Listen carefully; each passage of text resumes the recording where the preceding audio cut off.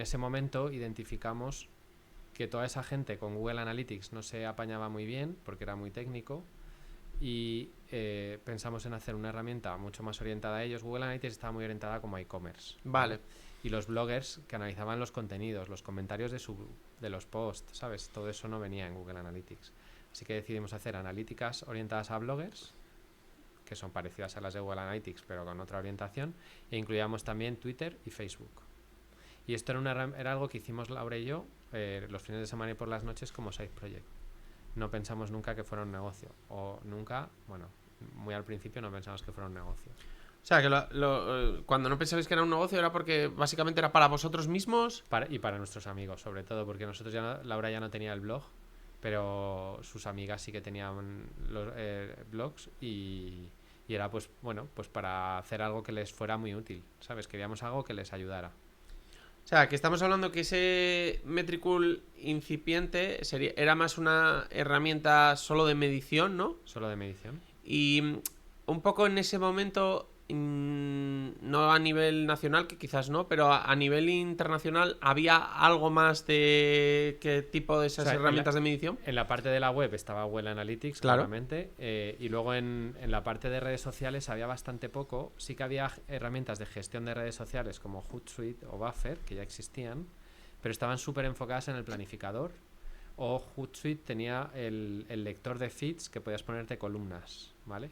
Pero no tanto analíticas. Entonces costaba mucho ver de los tweets que habías publicado cuál era el que había tenido más repercusión, el que había generado más conversación, ¿sabes? Esto... Claro, es que ahora es como estoy haciendo el ejercicio y creo que cualquiera que escuche esta entrevista tiene que hacer el ejercicio de pensar en unas redes en las que no hay métricas, casi, porque claro, ahora lo pensamos y incluso precisamente mencionas Twitter, ahora en Twitter ahí está la métrica ahí, entonces casi no hay que... Totalmente. Pero estamos hablando de una época en la que tú, bueno, podías ver los likes, ¿no? Y poco más, bueno, en los comentarios, entonces hacías los podías cálculos... ver los likes que se llamaban favoritos entonces en Twitter, o sea que...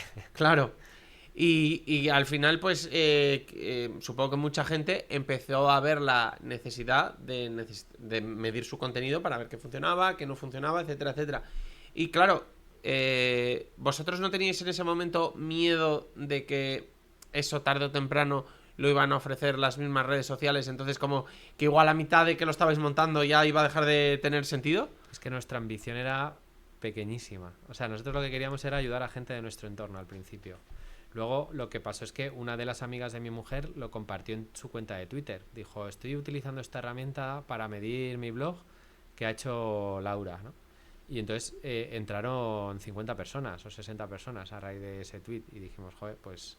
entonces nos apoyábamos en nuestros propios usuarios para ir generando pues como una comunidad alrededor de la herramienta.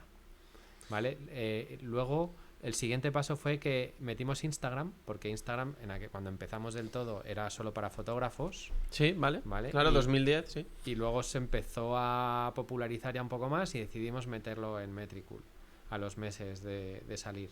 Y entonces empezaron a registrarse también community managers que ya no tenían blog y solo estaban interesados en las redes sociales. Y entonces ahí sí que, o sea, ya había algo de analíticas en Twitter, en Facebook. Facebook también era bastante potente en analíticas al principio, nada que ver con lo de ahora, también te digo. Y Instagram no daba prácticamente nada. Y entonces, aparte de tener, o sea, y luego Instagram solo podías consultar las cosas en el móvil. No había web de Instagram. Y la web que hay hoy en día tampoco es muy evolucionada. Entonces, Instagram era muy mobile first y los profesionales necesitaban trabajar en un ordenador. Con lo cual le proporcionábamos todas estas cosas en un ordenador y además todas en un sitio. En vez de tener que ir a Twitter, a Facebook y a Instagram, lo tenían todo en un único sitio. En Instagram no te podías loguear en varias cuentas a la vez. Luego sacaron que podías loguearte hasta en 5 como máximo. Pero una agencia que gestiona 10 clientes necesitaba 2 móviles como mínimo, ¿no? Para poder ver todo. Así que había un montón de limitaciones que yo creo que eso nos reforzó al principio. Y, o sea, vale, primero fueron métricas. ¿Cuándo pasasteis a tener la parte de planificador, más o menos? Lo segundo que lanzamos fue el planificador y sería a los 6 meses o algo así. O sea, todo eso fue en 2015, ¿vale?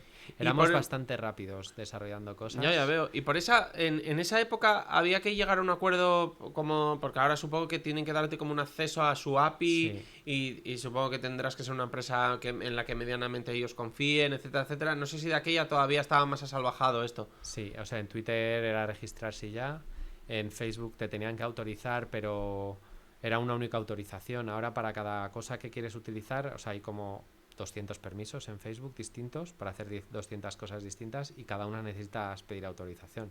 En aquella época pedías una única autorización.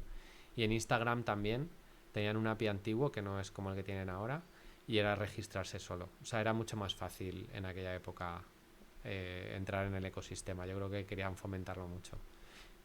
Bueno, Y en la parte, por ejemplo, de HotSuite y Buffer, por ejemplo, que las mencionaste, creo que las dos son americanas, ¿no? ¿Puede ser? sí, una es Hootsuite, es de origen canadiense, Vale. creo, pero enseguida, o sea, es muy estadounidense.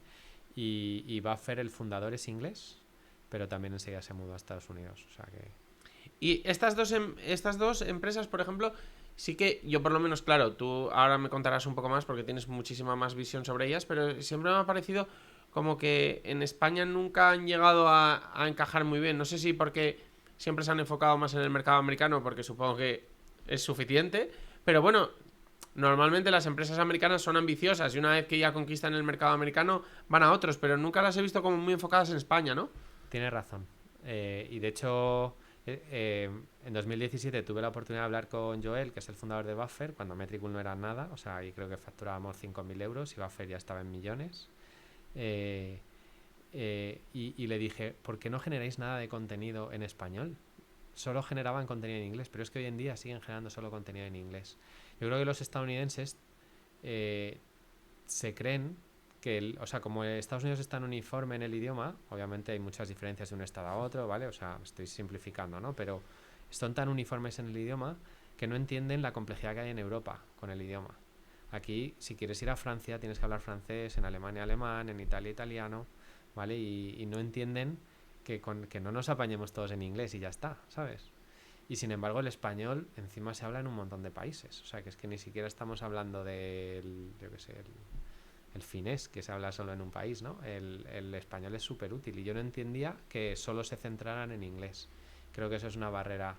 Bueno, o luego con algún otro fundador de algún competidor sí me han dicho que han intentado entrar en Latinoamérica y que les cuesta muchísimo porque el mercado latinoamericano no es tan propenso a pagar por herramientas, que miran muchísimo el dinero, convierten peor. Claro. O sea, si tú miras lo que es Estados Unidos y lo comparas con Latinoamérica, hay un salto enorme.